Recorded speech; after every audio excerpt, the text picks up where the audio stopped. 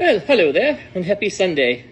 It's me, hello, with Sheepy Weepy, here with part 3 of the Tricksy Gnome.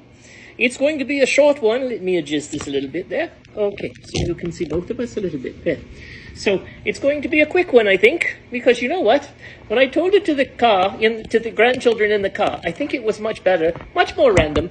And honestly, I don't remember how it ended when I told them the story. So we came up with a new ending. And this is how it goes.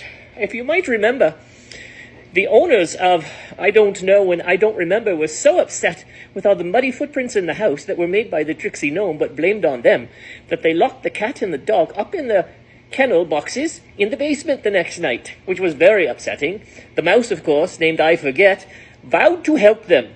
So they didn't know what to do because they thought the Tricksy Gnome might come back, but they weren't sure.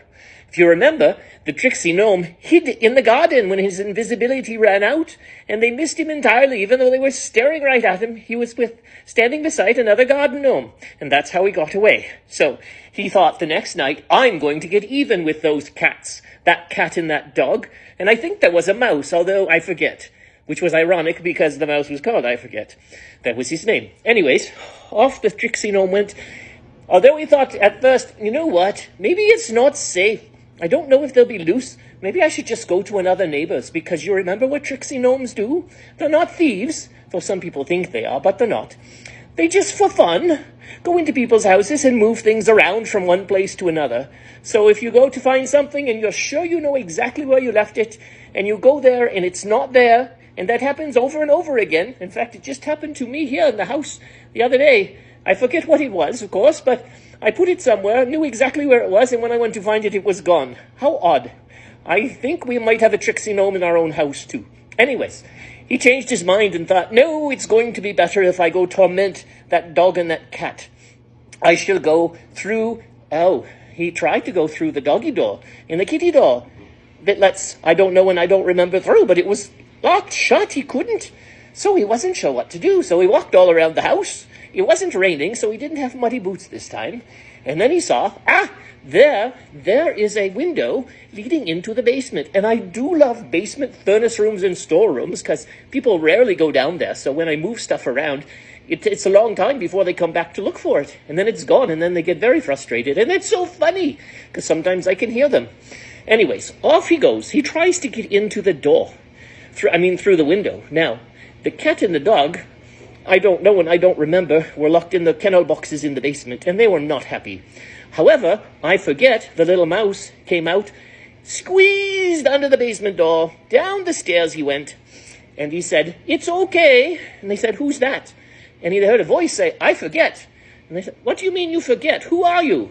I Forget. It's I Forget. What do you forget? No, my name, it's the mouse. I Forget. Oh, ho, ho, ho, they laughed.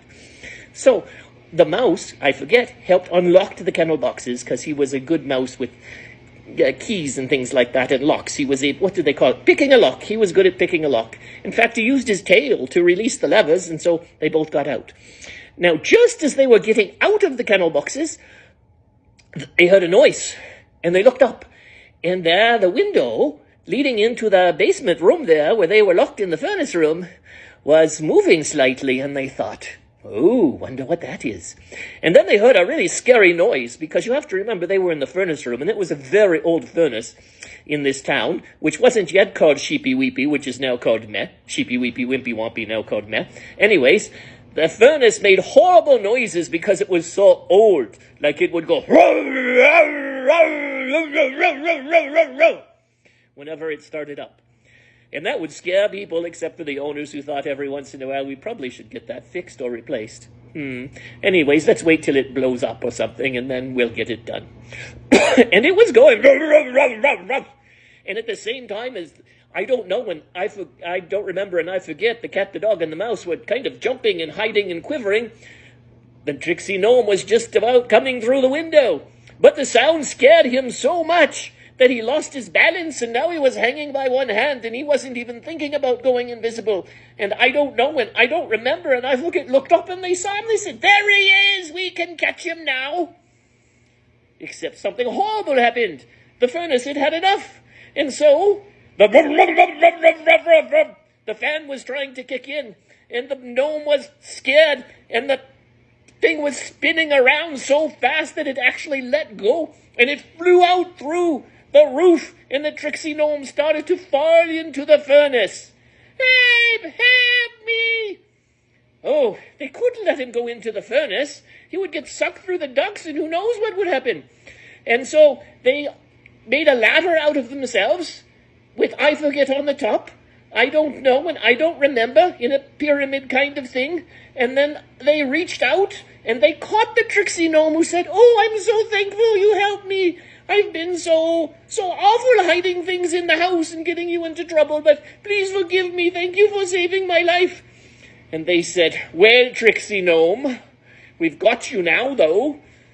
He said, "Oh, please don't hurt me. We just do it for fun. It's what we do." And they thought, you know what? That is funny, to watch our owners look for something where they're sure where it is and then it's not there. As long as they don't blame us. Tell you what, tricksy gnome, you promised not to do it in our house anymore. Just do it in the neighbors. And if we hear the neighbors complaining, we'll laugh with you too and know what it is because it's you.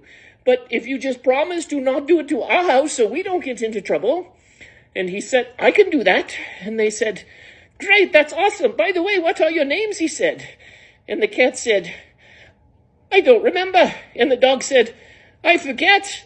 And the mouse said, "I don't know." And of course they'd gotten their names all mixed up because they were so excited. And the tricksy gnome looked at them and thought, those are all weird names. "Can I just call you Bill, George, and Frank?" "Well, no, because I'm a girl cat," said the cat. "Oh, all right. How about Lucinda? You look like a Lucinda." "All right, Lucinda, George, and Frank." And they were all happy with that. Now, what happened to the fan that flew through the roof because it was moving so fast when the furnace went rum, rum, rum, rum, rum, rum, rum, rum, rum, rum, rum, rum? Well, it flew up into the sky, and it hit the alien ship that was observing the planet, the one that was cloaked so the humans couldn't see it. And it caused the ship to crash land. And that's the aliens, the friendly aliens who crash landed and eventually gave the animals in Sheepy Weepy Wimpy Wompy the power to talk and think and comprehend. But of course, that's another story for another time.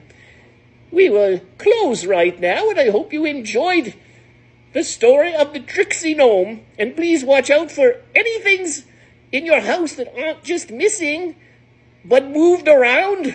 And you will know that it's a tricksy gnome that's been up to his usual pranks. Have fun. Bye.